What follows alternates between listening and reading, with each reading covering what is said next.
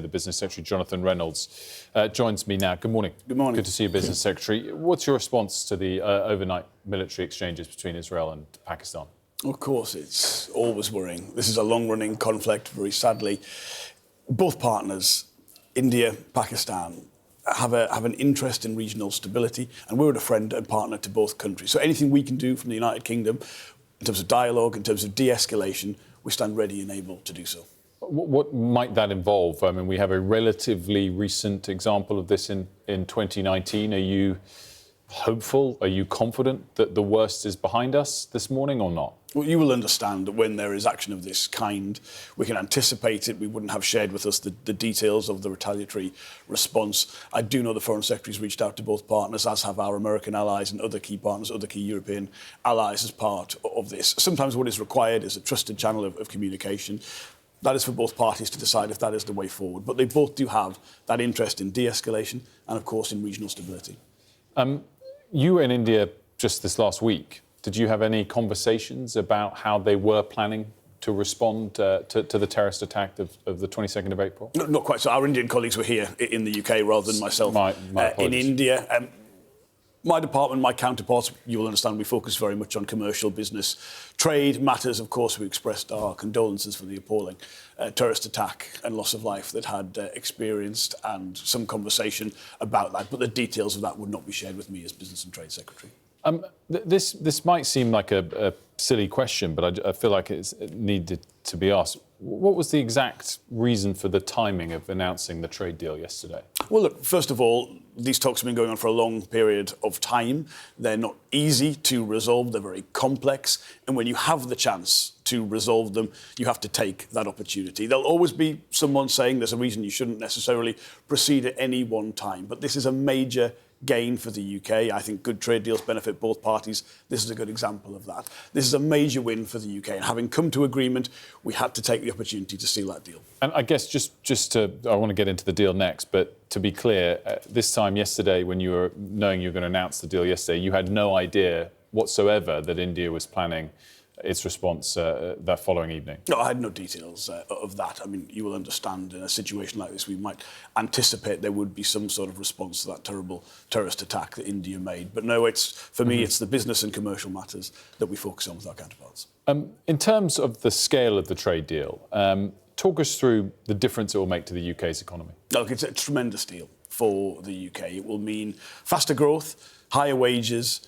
more jobs, more tax revenue for every bit of the UK. India is the fastest growing major economy in the world. This is the best deal they've ever done with anyone in terms of the benefits we've got. Some specific things will be of interest to viewers. So India is the biggest whiskey market in the world. We're pretty good at that.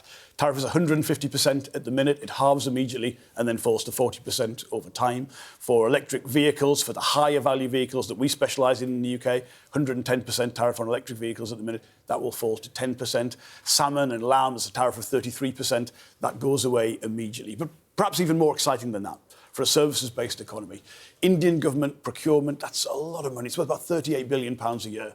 We are now the only other country in the world with exclusive access to that market. So this is going to mean more jobs, more growth, higher wages. When we talk about the government's plan for change, about getting on, showing people we can make them better off, this is exactly the kind of decisive action we need. In terms of the tariffs, I mean, it's interesting to hear. To be honest, I didn't know that it was 150% to start on whiskey. And it's halved, that's great. But 75% is still pretty high. Well, that's why it comes down to 40% in time. Well, 40% is still pretty high. And I guess the difference when we look at this is it's not like we need to do a favour for a small emerging market or which might be the sort of history behind a high tariff. India is the fourth biggest economy in the world. Good chance it'll be the biggest one day. What's the point of doing a deal with an economy bigger than ours that's called free trade when we still have 75% tariffs? Well, look, it's going to be 40%, let's be clear on that. The Scotch Whisky Association have said it's transformational. It'll be perhaps £1 billion of additional exports to India. It will mean well over 1,000 new jobs. I mean, this is the kind of win that really makes a difference over the long term as well. So an extra £5 billion a year to the economy in the UK every year, and access to this market to be in a position. Now, India might in future do comparable trade deals or something close perhaps with other countries, although it's pretty hard to get these across the line. We've got guarantees in there that will get the best as anybody else that they do trade with. So we've got this exclusive position with the fastest growing major economy in the world and a guarantee of that in future. And a whole new phase of UK-India relationships, a really positive basis for the future. I mean, this is exciting stuff and it makes a difference. It's good for all bits of the UK. I think for Scotland, the Midlands, the North, because of where industries are located, it is particularly good as well. So I mean, obviously that's one of the positive sides of it. The other question is the cost. What are we giving up to get there? And one of those that's got a lot of focus is the fact that national insurance contributions won't have to be paid by workers that come in from India for a 3-year period only. This is an area that the last government, according to senior sources, didn't want to do a deal because of. Was that a very tough decision on your part to agree to that? Well, let's just be clear about this. No British worker is being undercut by this. I would never do a deal that undercuts British workers. We have agreements in place with 50 countries for that's comparable fine, but let's things. unpack your first point on this. Yeah. How is it the case that no British worker is undercut on this when specifically, if an Indian company based here decides to move one of their Indian workers over for 3 years, they will be taxed at a lower rate? So that does undercut British They will workers. pay. It's a specific situation, as you say, where if you have an Indian company moving someone to the UK for a temporary period, or a UK company moving someone from the UK to India for a temporary period, the UK worker pays into our system now, not the Indian system, and the Indian worker pays into their system, not our system. So at the minute they would pay twice. We have agreements in place with 50 countries for exactly the same thing. The last Conservative government did one for longer times. So no one is being undercut. It's very important. You don't pay into both systems. You don't get any benefits from paying into the UK. Indian workers in the Indian system, British workers in the British system. But India's got over 1 billion people, so I think one workforce is more threatened than the other. Forget what other deals are in place with other countries. How is it not the case that we are undercutting British workers if an Indian worker, whether it's for 3 years or not, is taxed at a lower rate than the British worker? Because the business would still be paying into the Indian social security system, and actually the cost to bring that worker would be higher. You'd still pay, for instance, but the that NHS doesn't matter. Snapshot where we are today. Tata Motors or Tata Steel, big Indian company here. If they wanted to hire a new worker today, they would have to hire a British worker or an Indian or a French or a German worker and pay the same tax rate. As of when the deal is signed, they can bring an Indian worker over and pay a lower tax rate. Well, they would pay into the Indian system, so they're not paying but twice. they do already. But that's the same for the USA, for Canada, for Japan, for the EU. That doesn't matter. But I get that. Deal side. Yeah. What you're acknowledging is this is a different tax rate. No, I don't. No one is being undercut by this agreement. It means you don't pay twice, but you don't get any benefits from paying into the UK. And the costs of bringing that worker from India, same as bringing the UK worker to India, would be higher because you've got additional costs of doing that. Where I do think we will see a movement of people, I think we'll have more UK workers in India because of the access to the Indian market that we've opened up. So they won't pay twice. They will pay into our system, as Indian workers will pay into their system, and the business costs as well will reflect that. But it is wrong to say India's being offered something different to what we have with the USA or the EU or Canada or Japan or Israel or a whole range of countries. This is not. That's fine. This is not a tangible issue. This is the Conservative Party and Reform unable to accept that this Labour government has done what they couldn't do and get this deal across the line, inventing a false reason why they couldn't get it across the line. This has got nothing to do with the Conservatives or Reform. This is Wilf Frost at Sky News asking you a fact-based question. You said it is wrong to say it's different from what we have with other countries. Yeah. It is right to say it is different from what we currently have with India.